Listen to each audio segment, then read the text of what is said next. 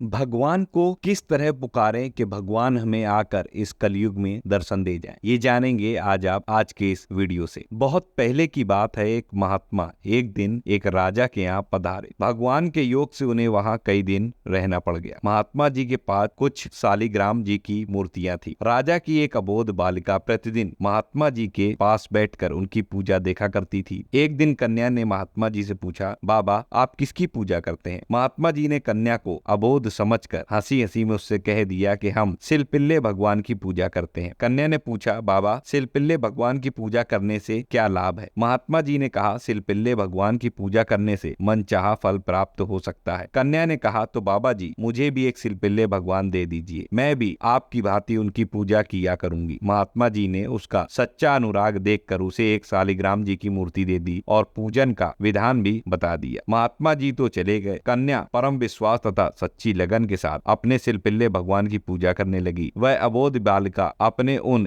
इष्ट देव के अनुराग रंग में ऐसी रंग गई कि उनका क्षण भर का वियोग भी उसे असहाय होने लगा। वह कुछ भी खाती पीती तो पहले अपने उन इष्ट देव को भोग लगाती, उसके बाद में ही खाती। बड़े हो जाने पर जब उस कन्या का विवाह हुआ तब दुर्भाग्य से उस बेचारी को ऐसा पति मिला जो कि हरि विमुख था। कन्या अपने सिलपिल्ले भगवान को ससुराल जाते समय साथ ही ले गई थी। एक दिन उसके पति ने पूजा करते समय उससे पूछा कि तू किसकी पूजा करती है? उसने कहा, मैं सारी मनोकामना पूर्ण करने वाले अपने सिलपिल्ले भगवान की पूजा करती हूँ। पतिदेव ने कहा, ढकोसले कर रही है। यह कहकर उस मूर्ति को उठा लिया और बोले कि इसे नदी में डाल दूंगा। कन्या ने बहुत अनुनय विनय के साथ कहा, स्वामी ऐसा न कीजिएगा। किंतु स्वामी तो स्वभाव से दुष्ट ठहरे, भला वे कब मानने लगे। बेचारी साथ ही साथ रोती चली गई, किंतु उन हरि विमुख पतिदेव ने सचमुच उस मूर्ति को नदी में फेंक दिया। कन्या उसी समय से अपने सिलपिल्ले भगवान के विरह में दीवानी हो गई। उसे अपने इष्ट देव के बिना सारा संसार शून्य जैसा दिखने लगा। उसका खाना पीना सोना सब छूट गया। लज्जा छोड़कर वह निरंतर रटने लगी, मेरे सिलपिल्ले भगवान मुझ दासी को छोड़कर कहाँ चले गए? शीघ्र दर्शन दो, नहीं तो दासी के प्राण जा रहे। आपका वियोग असहाय है। एक दिन वह अपने उक्त भगवान के विरह में उसी नदी पर डूबने के लिए आतुर हो गई। लोगों ने उसे बहुत कुछ समझाया, लेकिन उसने किसी की एक न सुनी। वह पागल सी बनी नदी के किनारे पहुंच गई। उसने बड़े ऊंचे स्वर से पुकारा, मेरे प्राण प्यारे सिलपिल्ले भगवान शीघ्र बाहर आकर दर्शन दो, नहीं तो दासी का प्राणांत होने जा रहा। इस करुण पुकार के साथ ही एक अद्भुत शब्द हुआ कि मैं आ रहा हूँ। फिर उस कन्या के समक्ष वही शालिग्राम जी की मूर्ति उपस्थित हो गई। जब वह मूर्ति को उठाकर हृदय से लगाने लगी, तब उसी मूर्ति के अंदर से चतुर्भुज रूप में भगवान प्रकट हो गए। उनके दिव्य तेज से अन्य दर्शकों की आंखें बंद हो गईं। इतने में एक प्रकाशमान गरुण ध्वज विमान आया। भगवान अपनी उस सच्ची भक्ता को उसी में बैठाल कर वैकुंठ धाम चले गए। उसके वे हरि विमुख पतिदेव आंखें फाड़ते हुए रह गए। उस राजकन्या के सास और ससुर आदि ने भी यह चमत्कार देखा तो वे बड़े प्रभावित हुए। राजकन्या ने अपनी भक्ति से सबको भक्त बना दिया। वे सभी भक्त भगवान की सेवा में लग गए। वे सभी कहने लगे कि हम सबको बड़े भाग्य से ऐसी बहू मिली। तो आशा करता हूँ ये जानकारी आपको पसंद आई होगी, ये भक्त का चरित्र आपको पसंद आया होगा।